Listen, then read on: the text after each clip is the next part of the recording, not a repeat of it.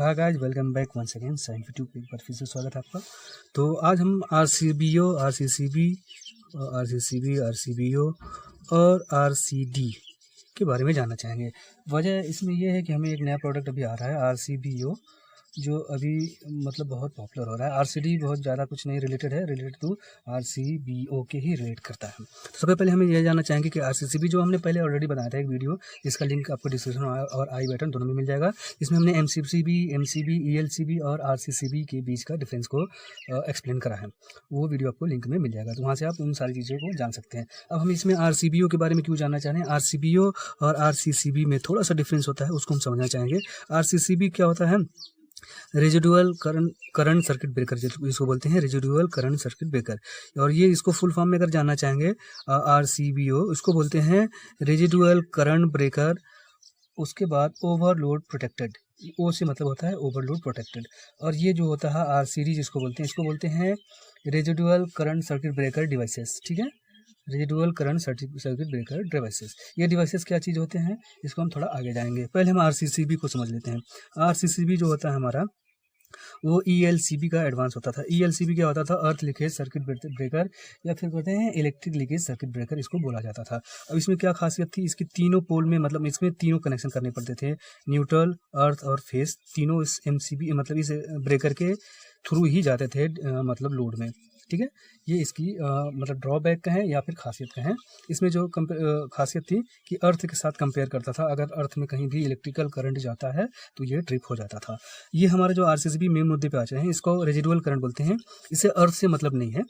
इसका काम क्या होता है, न्यूट्रल और फेस के बीच में जो डिफरेंसेस आते हैं, ठीक है, करंट, जैसे सोर्स समझ लेते हैं। जैसे हमने एक सोर्स से यहाँ पे एक आरसीसीबी लगाया और यहाँ से न्यूट्रल दिया और यहाँ से फेस दिया, और ठीक है, और इनके लोड को कनेक्ट कर दिया।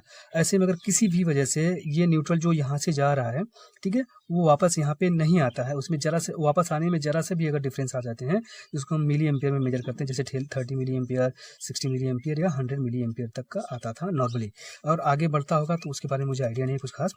तो यहाँ पे अगर 30 मिली एम्पियर का डिफरेंस आता था रिटर्न आने के बाद में, चाहे सोर्स चेंज हो या फिर शॉर्ट सर्किट हो, तो ऐसे में ये इसको सेंस करके इसको जो है ट्रिप करा देती थी। ये आरसीसीबी का काम था। लेकिन इसमें खासियत, एक जो नुकसान था वो ये था कि ये ओवरलोड प्रोटेक्टेड नहीं था, ना ओवरलोड था और ना ही शॉर्ट सर्किट था। ठीक है, अब आप हमको यहाँ पे पूछेंगे भाई शॉर्ट सर्किट नहीं था तो अगर हमारे घर में कुछ शॉर्ट होता है तो सबसे पहले आरसीसीबी कैसे डाउन होता है? ये जाहिर सा क्वेश्चन है, क्योंकि मैंने यहाँ पे दो बात बोल दी, वो ओवरलोड या फिर जो है शॉर्ट सर्किट प्रोटेक्टेड नहीं था आरसीसीबी।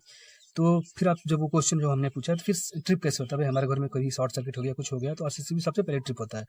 तो जी हाँ, ट्रिप होता है। उसकी दो चीज़ें होती हैं। उसकी वजह ये होती है, अगर कहीं शॉर्ट सर्किट होगा या फिर ओवरलोड होने की वजह से करंट लीक करता है, बॉडी में लीक करता है या फिर किसी एक्सटर्नल सोर्स मतलब लोड पे लीक करता है, उसको सेंस करके ये आरसीसीबी ट्रिप हो जाती थी, ना कि शॉर्ट सर्किट की वजह से और ओवरलोड की वजह से। इसीलिए जब भी आप आरसीसीबी लगाएंगे तो उसके साथ में एमसीबी जिसको लगाना पड़ता था, मिनिएचर सर्किट ब्रेकर जिसको बोला जाता है, जो ओवरलोड और शॉर्ट सर्किट प्रोटेक्टेड होता था।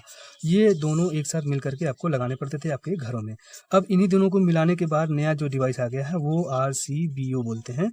इसमें दोनों फीचर आ जाते हैं, यानी वो ओवरलोड प्रोटेक्टेड, शॉर्ट सर्किट और सेम रेजिडुअल करंट बेस के साथ काम करेगा। तो ऐसे में अगर आरसीसीबी की जगह आरसीबीओ अगर आप यूज करते हैं तो आपको उस डिवाइस में एमसीबी लगाने की जरूरत नहीं पड़ेगी। यही मेजर डिफरेंस होता है।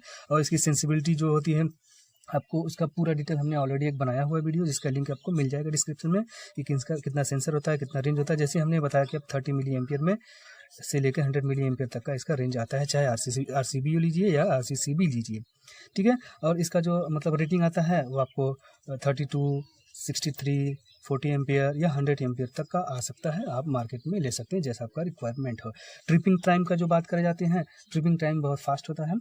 उसका भी डिटेल आपको हमने ऑलरेडी बनाया है, जो आपको देखना चाहिए, और उसका डिटेल आपको वीडियो में मतलब लिंक में डिस्क्रिप्शन में मिल जाएगा आपको। अब हम आरसीडी की बोलते हैं। आरसीडी क्या होता है? आरसीडी बेसिकली यहाँ पे नहीं यूज़ हो रहा है, मतलब यूरोपियन कंट्रीज़ में और जैसे यूके, अमेरिका वगैरह में यूज होता है। थोड़ा सा हम इसको इन्फॉर्मेशन देते हैं। आरसीडी का मतलब होता है सेम चीज़ें होती हैं लेकिन एक डिवाइस के रूप में बनाया जाता है। जैसे कि एक मान लीजिए हमने एक एक्सटेंशन बोर्ड बनाया है, इसमें ऑलरेडी आरसीडी लगा हुआ है। इसमें दो तरह की आरसीडी आती हैं, एक ऑटोमेटिक होता है, एक मैनुअल होता है। यानी अगर लाइट चली गई तो ट्रिप हो जाएगा ऑटोमेटिकली, और लाइट आने के बाद ऑटोमेटिकली ऑन हो जाएगा। उसको ऑटोमेटिक आरसीडी बोलते हैं। आरसीडी मतलब residual current breaker devices. Manual और आपको मैनुअली करना पड़ता है। ये क्या होता है, जैसे हमने कोई बोर्ड लगा है तो बोर्ड में ही वो लगा रहता है। हमने आरसीसीबी, आरसीबीओ और आरसीडी तीनों के बारे में आपको डिटेल बताना चाहा। हमारे बताने में कुछ डाउट रह गया, आपको कुछ इन्फॉर्मेशन है आपके पास, तो हमें कमेंट बॉक्स में लिखिए। और हमारा वीडियो कैसा लगा हमें ज़रूर कमेंट बॉक्स में बताइए। और हमारे चैनल पर नए हैं तो सब्सक्राइब करना मत भूलिए, ज़रूर सब्सक्राइब करिए। मिलते हैं अगली वीडियो में, तब तक के लिए धन्यवाद।